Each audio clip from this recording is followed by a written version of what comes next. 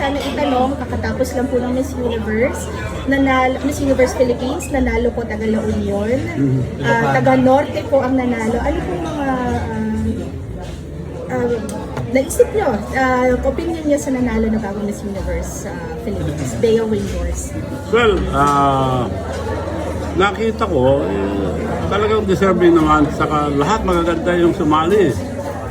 So, nahihirapan siguro mga judges. So, swerte naman, Tigalaon yun nakakuha. And then, yung follow-up ko lang po na question is, since very active po kayo sa Miss Universe organization, and you're also very well known as someone who has an eye for beauty, ano pong reaction ninyo, lalo na kung lalaban ako si Bea sa international competition? Sa tingin niyo po ba may laban tayo or makakasulit na ba tayo ng panglimang corona? Meron naman. Depende sa mga kandidato sa ibang bansa. Makikita natin right away yun. So, hopefully, maganda naman yung kandidato natin. Yung lalaban doon. Dapat suportahan natin. And meron po ba tayong mga plano? Palaging tinatanong sa amin lahat. May plano po ba tayo na i-acquire ang Miss Universe organization? I remember pinag-usapan po to some weeks ago, some months ago. So nasa na po kaya tayo in terms of negotiations or probably interest in acquiring Miss Universe organization? Yung Miss Universe mismo nagpunta sa akin dito. Dahil gusto nila ako makabili dahil nasisira na ang Miss Universe dahil hindi magandang paglabas nila sa Thailand and Mexico. Kasi yung nakabili sa Thailand, hindi niya binayaran lahat. Nilagay na niya sa company niya tapos nag-declare ng bankruptcy. So nagkagulo-gulo, nakipag-partner sa Mexico. Yung kapartner niya, nahuli rin na drug dealer. So, yung mga Miss Universe na sinabihan ko, we can buy it, but we have to pass to a lot of intermediaries. A lot, because yung mga nangyari. So, hindi ko, basta maayos nung ako bibili ko. Makuha natin, sabi naman nila. Ayusin lang kung paano tanggalin yung mga nagre-reklamo ngayon na nag-invest sa Thailand. Kaya medyo mahirap. Pero sabi ko naman, get it at all cost ako sa ako. Ang nagtatrabaho naman sila dahil nasisira na ang Miss Universe. Follow up ko lang po doon sa question. Ano pong vision ninyo sa Miss Universe? Ano? Vision. Well, para sa tourism natin, makuha ko, gagamitin ko para sa tourism natin. At pamamalig story sa mga dating Miss Universe. Follow up lang din po. In case po ba, meron na po bang, ilang taon po kaya yun, maaayos din yung problems inside? Hindi ko alam. Wala Pero po. yung sabi sa akin, marami tayong dadaanan, sabi. Opo. Because of the problems na nangyari sa, nakabili. So wala pa rin po kasigurudahan kung this year, next year? Wala mapagsabi, pero agad-agad tatawagan nila ako kung may problem. Nakabinti ko lang sa tourism natin. Okay. To promote the country, no, Bob? To promote our country. Dito na magbe-base sa Miss Universe. Opo, dito na. So in case po na kunwari sobrang pa rin yung difficult roads pa rin yung tatahakin para makuha yung franchise ng Miss Universe or ownership po, may chance po ba dito po gawin ulit or host country ang Philippines? Pwede kung tayo na magde-decide. Opo. Kasi one decade na rin po, no? Since 2016. Yes, kung makuha natin, unahin ko rin dito dahil Miss Universe naman nagsabi noon na the whole entire Miss Universe, the most successful was in the Philippines.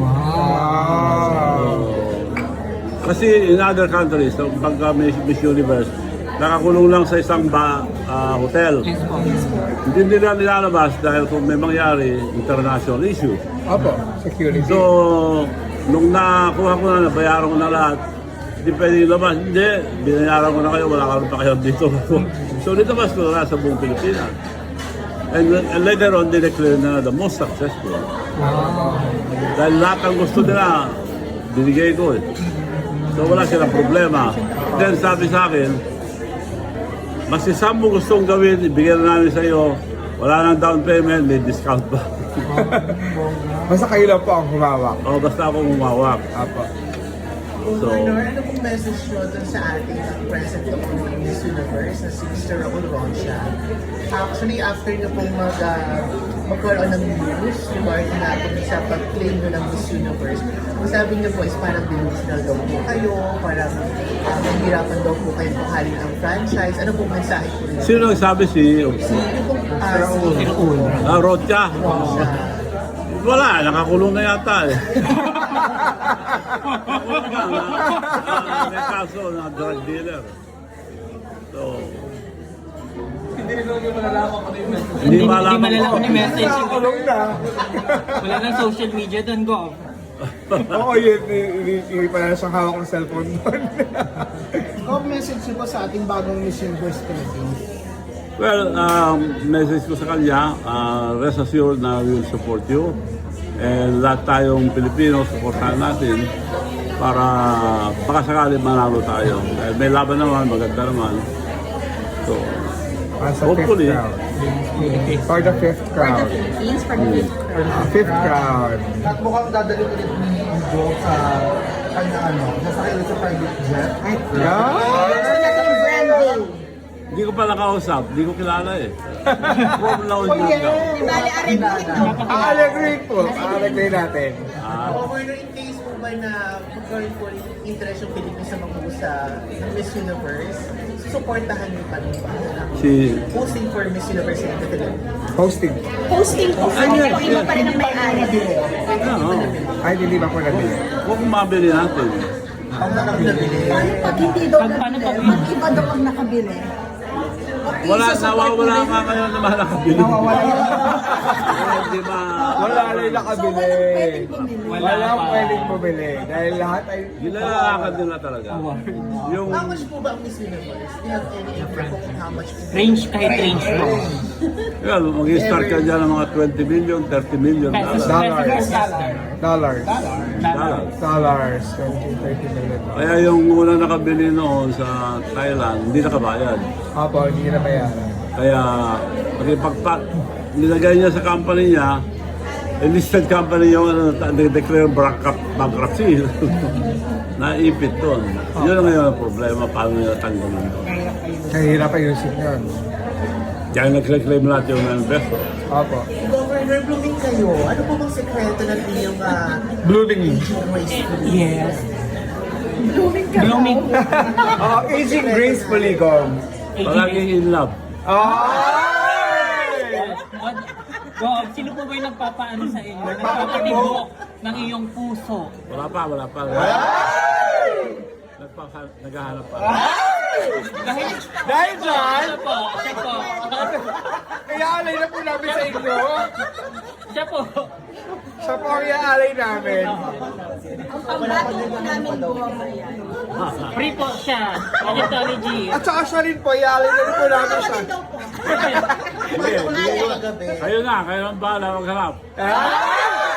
Bas-bas naman po. Ibas-bas na tayo ni Gom. Maghahanap tayo. Ano ang qualification, Gom? Ano ba hinahanap Ang hinahanap ko sa isang mapupusuan. Yes. Wala ako. Mabait lang. Wala. Kailangan mabait. Morena po ba? Maputi? Kulot po ba? Kulot po ba? Kulot po ba? Straight to. Mas ang importante sa akin mabait. Mabait. Ugali. Kasi nga, Maalaga. may tsura, okay na. Wag lang, kumisa kasi yung mga magaganda, Apo. sobrang ganda, mahirap yun. Oo po. Marami kang kaagaw. Oo. So dito na lang din tayo. Dito na lang din tayo. Lalo pa po ba tayo? Lalayo pa po ba tayo? Okay lang ako dyan. The first thing po is